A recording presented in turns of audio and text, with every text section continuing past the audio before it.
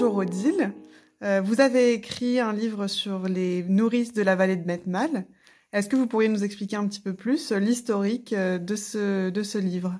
Je vous précise d'abord que c'est un travail de femme, non pas un travail d'historienne ou de sociologue, mais un travail de femme, toujours attaché à la vallée de Mettmal. Alors, dans mon enfance, j'ai été terrorisée de savoir qu'il y avait des mamans qui abandonnaient leur enfant, enfin qui le confiaient à quelqu'un dans le village, et qui partaient nourrir les enfants des familles riches.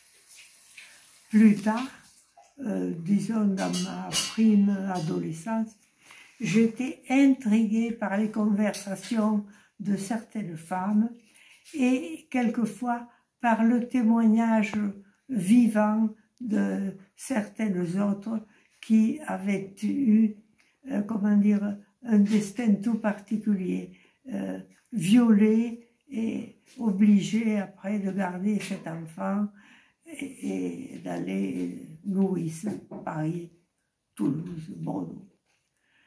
Plus tard, alors, disons, dans mon adolescence, j'ai été irritée par la réputation que l'on faisait aux filles de Mettmal. J'estime qu'on avait fait une réputation imméritée aux filles de Mettmal. C'était des filles faciles, enfin, on pouvait aller se distraire dans la vallée tranquillement. Et le commerce aussi s'était saisi de l'affaire. Ne voit-on pas sur une carte la race laitière très estimée dans le midi de la France, recommandée pour l'élevage des nourrissons des familles riches? Ces femmes vendent leur lait assez cher, il faut bien payer l'originalité de leur costume.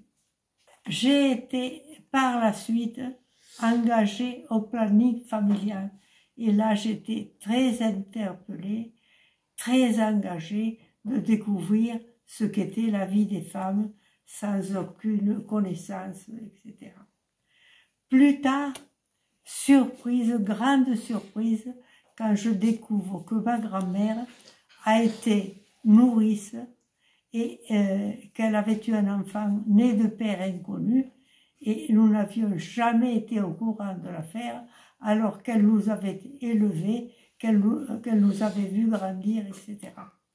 Et là, j'ai été déterminée à faire une recherche sérieuse, ce qui m'a amenée à découvrir les archives du département de Toulouse, du département de la Haute-Garonne et du département de l'Ariège.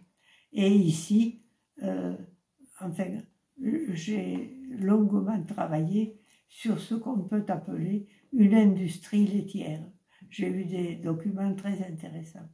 Et enfin, finalement, une très belle rencontre avec Elisabeth Caillé, qui, elle, a bénéficié des soins d'une nourrice mettmalaise que j'ai eu la chance de connaître.